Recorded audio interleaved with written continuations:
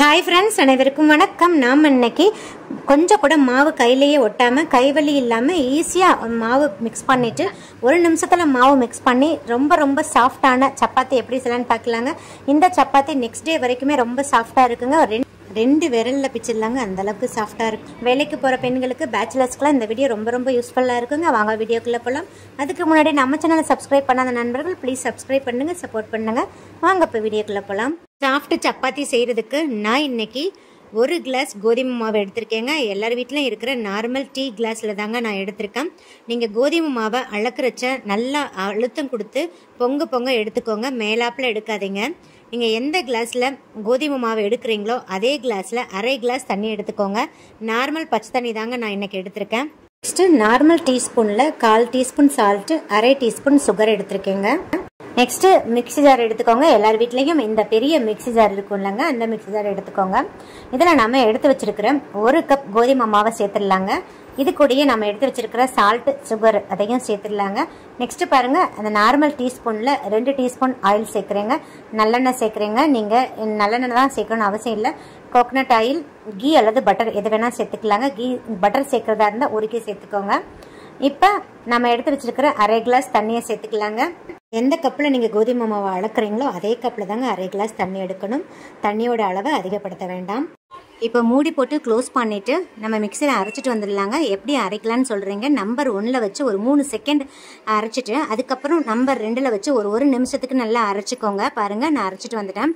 இந்த மாதிரி மெதுவாக தாங்க நம்ம இன்க்ரீஸ் பண்ணணும். எடுத்த நிமிஷமும் ஹை ஸ்பீடில் போயிடக்கூடாதுங்க. பாருங்கள் ஃப்ரெண்ட்ஸ், பர்ஃபெக்டாக நம்மளோட மாவு ரெடி ஆயிடுச்சு. பாருங்கள் எந்த அளவுக்கு நல்லா சாஃப்டாக இருக்குது பாருங்கள்.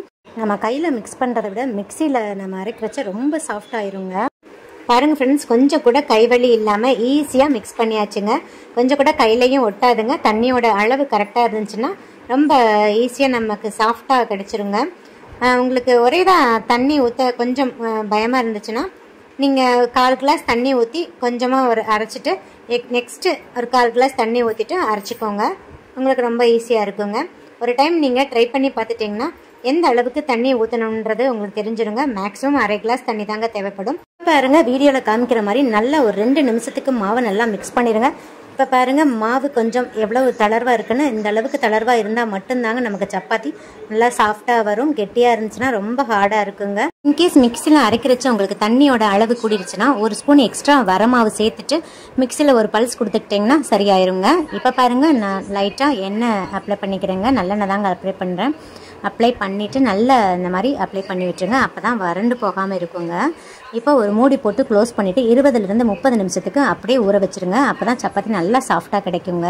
நெக்ஸ்ட்டு பாருங்கள், இந்த மிக்ஸி ஜாரில் ஃபுல்லாக சப்பாத்தி மாவு ஓட்டிருக்கோங்க. ஸோ இதை கஷ்டப்பட்டு நம்ம கழுவ தேவையே இல்லைங்க.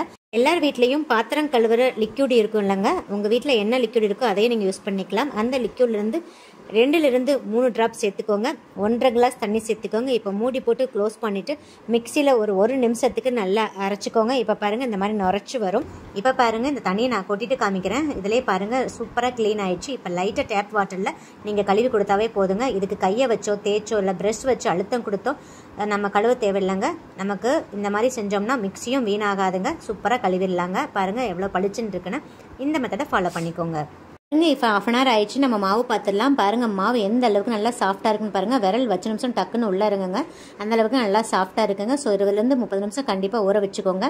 இப்போ பாருங்கள், வீடியோவில் காமிக்கிற மாதிரி நல்லா கையை வச்சு இந்த மாதிரி அழுத்தம் கொடுத்து மிக்ஸ் பண்ணி கொடுத்துருங்க. அப்போ தான் அந்த ஏர் பபிள்ஸ்லாம் ரிலீஸ் ஆகிட்டு மாவு நல்லா சாஃப்ட் ஆகுங்க. பாருங்கள், இந்த மாதிரி உருண்டைகளாக உருட்டிக்கோங்க. இப்போ சப்பாத்தி தேய்க்கிற மனையை எடுத்துக்கோங்க. இப்போ நம்ம கொஞ்சம் கூட கிராக்ஸ் இல்லாமல் நல்லா இந்த மாதிரி உருண்டைகளாக உருட்டிக்கோங்க. இப்போ வர மாவில் டிப் பண்ணிவிட்டு நார்மலாக சப்பாத்தி தேய்க்கிற மாதிரி தேய்ச்சிருங்க. சப்பாத்தி தேய்க்கிறச்சும் நீங்கள் ரொம்ப தின்னாக தேய்ச்சிடக்கூடாதுங்க. கொஞ்சம் இந்த அளவுக்கு திக்காக தேய்ச்சிக்கோங்க. தவா எடுத்துக்கோங்க. தவாவை கொஞ்சம் நல்லா ப்ரீ ஹீட் பண்ணிக்கோங்க. ஹீட் பண்ணிவிட்டு ஃப்ளேமை மீடியமில் வச்சுருங்க. நம்ம எடுத்து சப்பாத்தியை இதில் போட்டுடலாங்க. போட்டுட்டு எப்பயுமே சப்பாத்தி மிதமான தீயில் தாங்க சுட்டு எடுக்கணும். இப்போ இந்த மாதிரி ஓரங்களில் நல்லா அழுத்தம் கொடுத்துட்டு வந்தீங்கன்னா லைட்டாக அப்படியே இந்த மாதிரி உப்பி வருங்க.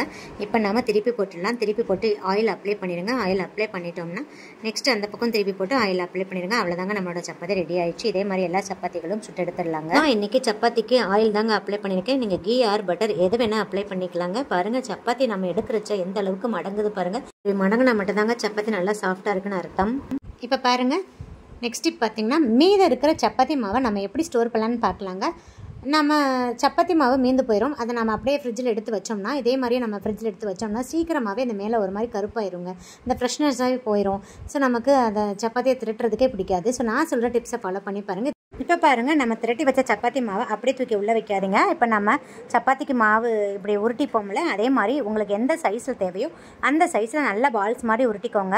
நான் ஆல்ரெடி சொன்ன மாதிரியேவும் நம்ம உருட்டுற அந்த பால்ஸில் வந்து எந்த விதமான விரிசலும் இல்லாமல் நல்ல ஸ்மூத்தாக இந்த மாதிரி உருண்டைகளாக உருட்டி வச்சுக்கோங்க. பாருங்கள், நான் உருண்டைகளாக உருட்டி வச்சுட்டேன். இப்போ வர கோதுமை மாவை எடுத்துக்கோங்க. அந்த கோதுமை மாவை நம்ம உருட்டி இருக்கிற உருண்டைகளில் எல்லா இடத்துலையும் ஈவனாக படுற மாதிரி நல்லா மிக்ஸ் பண்ணி கொடுத்துருங்க. இந்த மாதிரி செய்கிற பட்சத்தில் மாவு வந்து ஒன்றோட ஒன்று ஒட்டாமல் அப்படியே இருக்குங்க. இப்போ பாருங்கள், இந்த கோதுமை மாவு கோட் பண்ணியிருக்கிற இந்த உருண்டைகள் வந்து பாருங்கள் ஒன்றோட ஒன்று நம்ம எவ்வளோ ப்ரெஸ் பண்ணாலும் ஒட்டாது. பாருங்கள், இது வந்து கோட் ஆகலை. நம்ம லைட்டாக இப்படி ப்ரெஸ் பண்ணாவே நல்லா சப்புன்னு ஒட்டிக்குங்க. ஸோ அது ரொம்ப டிஸ்டர்பன்ஸாக இருக்கும். ஸோ இந்த மாதிரி நீங்கள் நல்லா கோட் பண்ணி வச்சுருங்க. இப்படி லைட்டாக வந்து ஷேக் பண்ணிடுங்க. ஸோ எல்லா இடத்துலையும் ஈஸியாக கோட் ஆயிருங்க. இப்போ நம்ம ஃபுல்லாக கோட் பண்ணியாச்சு. நெக்ஸ்ட்டு வந்து இதை நம்ம ஸ்டோர் பண்ணணும். அதனால் ஒரு ஸ்டோரேஜ் கண்டெய்னர் எடுத்துக்கோங்க. நல்லா ஏர் டைட்டாக இருக்கணுங்க. நீங்கள் எடுக்கிற மூடி வந்து நல்லா ஏர் டைட்டாக இருக்கணும். அதுதான் மெயினேவும். நம்ம எடுத்துருக்கிற அந்த கண்டெய்னர்லேயும் கொஞ்சம் கூட ஈரம் இல்லாமல் நல்லா துடைச்சிருங்க.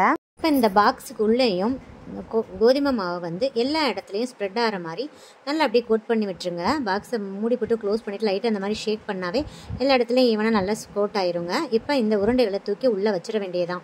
ஏன்னா நம்ம இந்த பாக்ஸ்லையும் வரமாவு போட்டிருக்கோம். அதே மாதிரி இந்த உருண்டைகளையும் வரமாவு இருக்கிறதுனால ஒன்றோடு ஒன்று ஒட்டிக்காதுங்க. சூப்பராக ஈஸியாக நமக்கு எடுக்க வரும். டக்குன்னு எடுத்து நம்ம செஞ்சிடலாங்க. இதை அப்படியே ஃப்ரிட்ஜில் ஸ்டோர் பண்ணிங்கன்னா 5லேருந்து 1 வாரம் வரைக்கும் அப்படியே ஃப்ரெஷ்ஷாகவே இருக்குங்க. வேலைக்கு போகிற பெண்களுக்கெலாம் இந்த டிப்ஸ் வந்து ரொம்ப ரொம்ப யூஸ்ஃபுல்லாக இருக்குங்க. நம்ம அவசரமாக கிளம்பிட்டுருக்கோம். சப்பாத்தி மாவு வந்து அந்த டைமில் மிக்ஸ் பண்ணி சப்பாத்தி போட்டுட்ருக்க முடியாது. இந்த மாதிரி ரெடிமேடை நம்ம மிக்ஸ் பண்ணி உள்ளே வச்சுருந்தோம்னா, அதே மாதிரி இந்த மாதிரி பால்ஸாக ரெடி பண்ணி வச்சுருந்தோம்னா டக்குன்னு எடுத்து சப்பாத்தி சுட்டுடலாங்க. டைமும் சேவ் ஆகும். டக்குன்னு நம்ம வேலையை ஈஸியாகவும் முடிச்சிடலாங்க.